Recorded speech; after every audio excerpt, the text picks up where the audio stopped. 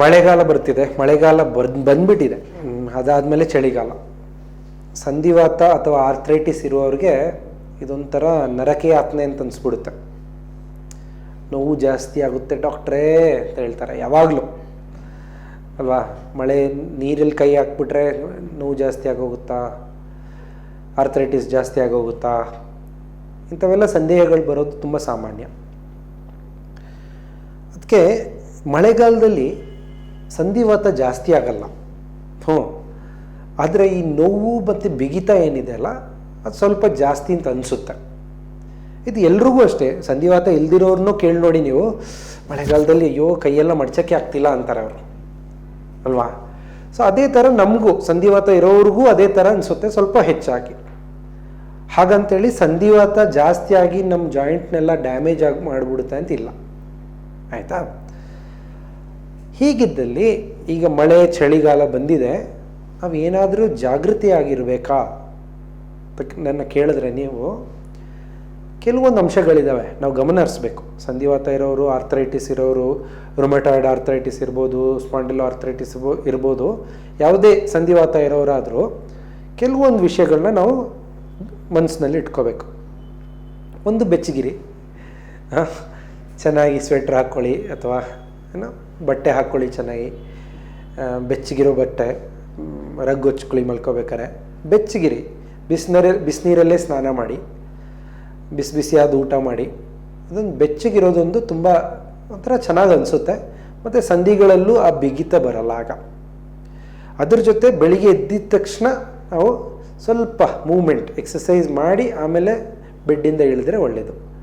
ಕೈ ಆಗಲಿ ಕಾಲಾಗಲಿ ಏನೇ ಆದರೂ ಸ್ವಲ್ಪ ಮೂಮೆಂಟ್ ಮಾಡಬೇಕು. ಒಂದೋ ಎರಡೋ ನಿಮಿಷ ಮೂಮೆಂಟ್ ಮಾಡಿ ಕೆಳಗೆ ಇಳಿದ್ರೆ ಆ ನೋವು ಗೊತ್ತಾಗಲ್ಲ, ಆ ಬಿಗಿತನೂ ಗೊತ್ತಾಗಲ್ಲ.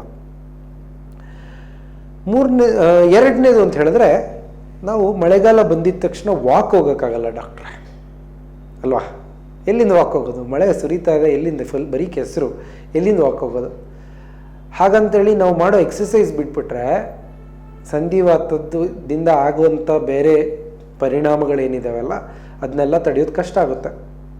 ಹಾಗಂತ ಏನು ಮಾಡ್ಬೋದಪ್ಪ? ಮನೆ ಒಳಗಡೆ ಏನಾದ್ರು ಎಕ್ಸಸೈಸ್ ಮಾಡ್ಬೋದು ಅಷ್ಟೇ. ಒಂದು ಯೋಗ ಕ್ಲಾಸ್ ಸೇರ್ಕೊಳ್ಳಿ, ಇಲ್ಲ ಕೆಲವು ಜಂಪಿಂಗ್, ಸ್ಕಿಪ್ಪಿಂಗ್, ಅಥವಾ ಮನೇಲೇ ನಡೆದಾಡ್ಬೋದು ಸ್ವಲ್ಪ ಜಾಸ್ತಿ. ಈ ಥರ ಸಣ್ಣ ಪುಟ್ಟ ಅಡ್ಜಸ್ಟ್ಮೆಂಟ್ ಮಾಡಿಕೊಂಡು ಮನೆ ಒಳಗಡೆನೆ 30ರಿಂದ 40 ನಿಮಿಷ ಯಾವುದಾದ್ರೂ ಒಂಥರದ ವ್ಯಾಯಾಮ ಮಾಡಬೇಕು. ಮಳೆ ಬರ್ತಿದೆ ಅಂತ ಹೇಳಿದ ತಕ್ಷಣ ಕಂಬಳಿ ಹೊಚ್ಕೊಂಡು ಮಲ್ಕೊಬಿಡೋದಲ್ಲ. ಫಸ್ಟಲ್ಲಿ ಹೇಳಿದ್ದಾರೆ ಚೆನ್ನಾಗಿ ಬೆಚ್ಚಗಿರಿ ಅಂತ, ಅದಕ್ಕೆ ಅಂಥೇಳಿ ನಾನು ಏನೂ ಮಾಡಲ್ಲ ಸುಮ್ಮನೆ ಮಲ್ಕೊಬಿಡ್ತೀನಿ ಅಂತ ತಿಳ್ಕೊಬೇಡಿ. ಎಕ್ಸಸೈಸ್ ಖಂಡಿತವಾಗ್ಲೂ ಮಾಡಬೇಕು. ಹೊರಗಡೆ ವಾಕ್ ಮಾಡೋಕ್ಕಾಗಿಲ್ಲ ಅಂದರೂ ಮನೆ ಒಳಗಡೆ 30ರಿಂದ 40 ನಿಮಿಷ ಏನೋ ಒಂದು ಮಾಡಬೇಕು.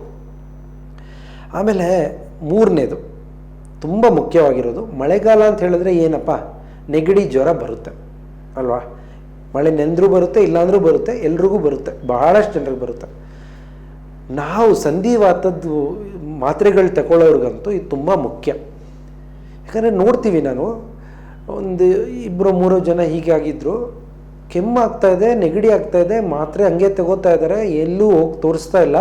ನೀವು ಕೊಡೋ ಮಾತ್ರೆಗೂ ಬೇರೆಯವ್ರು ಕೊಡೋ ಮಾತ್ರೆಗೂ ಏನೋ ರಿಯಾಕ್ಷನ್ ಆಗೋಗುತ್ತೆ ಅಂತ ಭಯ ಏನೋ, ಹಾಗಂತೇಳಿ ಎಲ್ಲೂ ತೋರಿಸ್ಕೊಂಡಿಲ್ಲ, ಆಮೇಲೆ ಸೀರಿಯಸ್ ಆಗೋದು. ಈ ಥರ ಆಗಬಾರ್ದು. ಅದಕ್ಕಿಂತ ಯಾರಿಗೆ ಜ್ವರ ನೆಗಡಿ ಕೆಮ್ಮು ಬಂದ್ರೂ 2-3 ದಿನಕ್ಕಿಂತ ಹೆಚ್ಚಿದ್ರೆ ಖಂಡಿತವಾಗ್ಲೂ ಪಕ್ಕದಲ್ಲಿರೋ ಆಸ್ಪತ್ರೆಗೆ ಹೋಗಿ ತೋರಿಸ್ಕೊಳ್ಳಿ. ನಾವು ಕೊಡೋ ಮಾತ್ರೆಗೂ ಅದಕ್ಕೂ ಏನೂ ಆಗಲ್ಲ. ಇನ್ನೂ ಆದರೂ ನಿಮ್ಮ ರುಮಟಾಲಜಿಸ್ಟ್ ಜೊತೆ ಮಾತಾಡಿ, ಫೋನ್ ಮಾಡಿ ಮಾತಾಡಿ, ಈ ಥರ ಆಗಿದೆ, ಏನು ಮಾಡಲಿ ಅಂತ. ಸೊ ಇನ್ಫೆಕ್ಷನ್ಸ್ ಆಗೋದು ತುಂಬ ಸಹಜ ಈ ಮಳೆಗಾಲದಲ್ಲಿ. ಇದಲ್ದೇ ಮತ್ತು ಬೇದಿ ವಾಂತಿನೂ ಜಾಸ್ತಿ ಆಗುತ್ತೆ ಮಳೆಗಾಲದಲ್ಲಿ. ಅದಕ್ಕೆ ಯಾವಾಗಲೂ ಮನೇಲಿ ಮಾಡಿದ ಊಟನೇ, ಆಮೇಲೆ ಸ್ವಲ್ಪ ಫ್ರೆಶ್ ಆಗಿರೋವಂಥದ್ದನ್ನೇ ತಿನ್ನಬೇಕು. ಮೊನ್ನೆದು ಮಾಡಿದ್ದನ್ನ ಮತ್ತೆ ಬಿಸಿ ಮಾಡಿ ಅರ್ಧಂಬರ್ಧ ಬಿಸಿ ಮಾಡಿ ತಿನ್ನೋದನ್ನ ಸ್ವಲ್ಪ ತಡೆದ್ರೆ ಒಳ್ಳೆಯದು. ನಾವು ಮಳೆಗಾಲ ಹೋಗೋಷ್ಟರೆಗೆ ಯಾವಾಗಾದರೂ ಅಷ್ಟೇ ಒಳ್ಳೆಯದಲ್ಲ, ಆದರೆ ಈ ಟೈಮಲ್ಲಂತೂ ಸ್ವಲ್ಪ ಜಾಸ್ತಿ ಹುಷಾರಾಗಿರಬೇಕು. ಆಮೇಲೆ ನೀರು ಕೂಡ ಸ್ವಲ್ಪ ಕಲ್ಮಶವಾಗೋ ಚಾನ್ಸಸ್ ಹೆಚ್ಚು ಮಳೆಗಾಲದಲ್ಲಿ. ಅದಕ್ಕೋಸ್ಕರ ಬಿಸಿ ಮಾಡಿ ಕುದಿಸಿ ಆರಿಸಿದ ನೀರನ್ನೇ ಕುಡಿಬೇಕು, ಅಥವಾ ಫಿಲ್ಟರ್ ನೀರನ್ನೇ ಕುಡಿಬೇಕು. ಇದು ಇನ್ಫೆಕ್ಷನ್ ತಡೆಗಟ್ಟೋ ಕೆಲವು ಉಪಾಯಗಳು.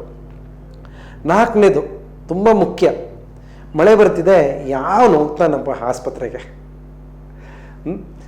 ಅಪಾಯಿಂಟ್ಮೆಂಟ್ ಇತ್ತು ನಿನ್ನೆ, ಮರ್ತೋಗಿಲ್ಲ, ನೆನಪಿತ್ತು, ಅಲ್ಲಿಂದ ಫೋನು ಬಂದಿತ್ತು, ಆದರೆ ಮಳೇಲಿ ಹೆಂಗ್ರಿ ಹೋಗೋದು? ಹಾಂ, ಈ ಥರ ಮಾಡಿ ಮಾತ್ರೆಗಳನ್ನ ಬಿಟ್ಬಿಡ್ಬೇಡಿ.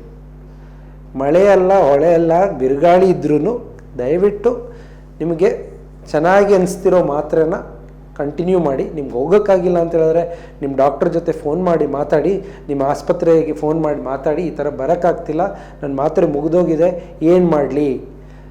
ಸೊ ಮಾತ್ರೆ ತಗೊಳ್ಳೋದು ತುಂಬ ಮುಖ್ಯ. ಈ ಸಮಯದಲ್ಲೂ ಮಾತ್ರೆ ತಗೊಳ್ಳೋದು ತುಂಬ ಮುಖ್ಯ. ನಾನಾ ಕಾರಣಗಳಿಂದ ಬಿಟ್ಬಿಡ್ತೀವಿ, ಅದನ್ನ ಬಿಡಬಾರ್ದು. ಸೊ ಮಳೆಗಾಲದಲ್ಲಿ ಏನೇನು ಮಾಡ್ಬೋದು? 4 ವಿಷಯಗಳು. ಬೆಚ್ಚಗಿರ್ಬೋದು, ಸ್ವಲ್ಪ ಎಕ್ಸಸೈಸ್ ಬಿಡಬಾರ್ದು, ವ್ಯಾಯಾಮ ಮಾಡ್ತಾ ಇರಬೇಕು ಮನೆಯಲ್ಲಿ ನಿರಂತರವಾಗಿ. 3ನೇದು ಇನ್ಫೆಕ್ಷನ್ನಿಂದ ಸ್ವಲ್ಪ ಜಾಗೃತಿಯಾಗಿರಬೇಕು. ಏನೇ ಜ್ವರ, ಕೆಮ್ಮು, ಬೇದಿ ಏನೇ ಇದ್ದರೂ 2-3 ದಿನಕ್ಕಿಂತ ಹೆಚ್ಚಿತ್ತು ಅಂತ ಹೇಳಿದ್ರೆ ತುರಂತವಾಗಿ ನಿಮ್ಮ ಹತ್ತಿರ ಇರೋ ಯಾವುದಾದ್ರೂ ಡಾಕ್ಟ್ರನ್ನ ಹೋಗಿ ಕನ್ಸಲ್ಟ್ ಮಾಡಿ, ನಮಗೊಂದು ಫೋನ್ ಮಾಡಿ, ನಿಮ್ಮ ರುಮೆಟಾಲಜಿಸ್ಟಿಗೆ ಫೋನ್ ಮಾಡಿ ತಿಳ್ಕೊಳ್ಳಿ ಏನು ಮಾಡ್ಬೋದು ಅಂತ. 4ನೇದು ಮಳೆ ಇದೆ, ಬಸ್ ಹತ್ತಕ್ಕಾಗಲ್ಲ, ಮಳೆ ಇದೆ, ಹೊರಗಡೆ ಹೋಗೋಕ್ಕಾಗಲ್ಲ ಅಂಥೇಳಿ ಆಸ್ಪತ್ರೆಗೆ ನಿಮ್ಮ ಫಾಲೋ ಅಪ್ಗೆ ಹೋಗೋದನ್ನ ಮಾತ್ರ ಮರಿಬೇಡಿ, ಮಾತ್ರೆ ತಗೊಳ್ಳೋದನ್ನ ಬಿಡಬೇಡಿ.